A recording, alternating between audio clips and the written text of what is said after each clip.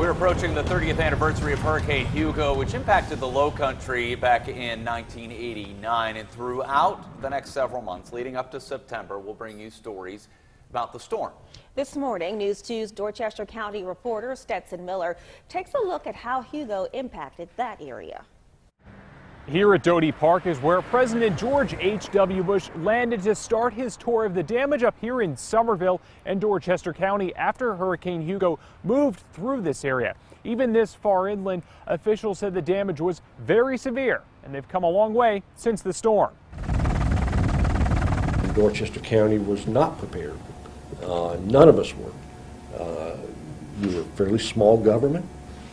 Population was, like half of what it is now. Former Dorchester County Emergency Management Director Ken Harrell was only working for 3 months before Hurricane Hugo made landfall in the Low Country.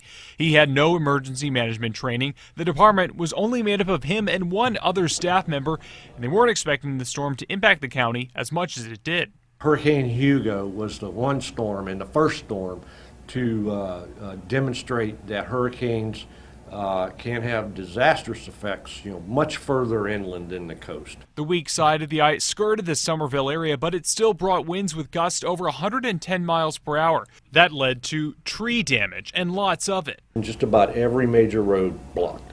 By trees? Blocked.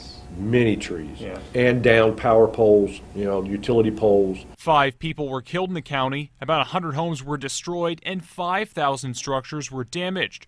President George H.W. Bush came with Mayor Berlin G. Myers, Governor Campbell, and other leaders to see the devastation firsthand. The president came in, within a few days. I don't remember exactly how long, and that helped bring some attention to the area. Another prominent official in the county, Sheriff L.C. Knight, lived there during Hugo, but during the storm was stationed in Charleston when he was working for the state law enforcement division.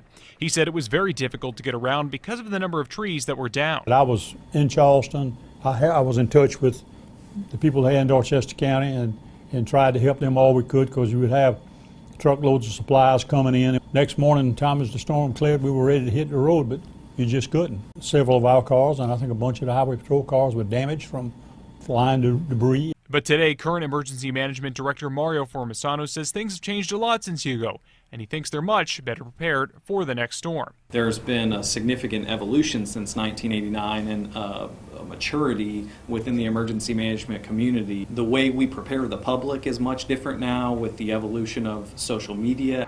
And the county encourages residents to get ready for whenever another storm like Hugo moves through. You can learn a lot more about how to get prepared by visiting the Dorchester County website. In Somerville, Stetson Miller, Count On 2.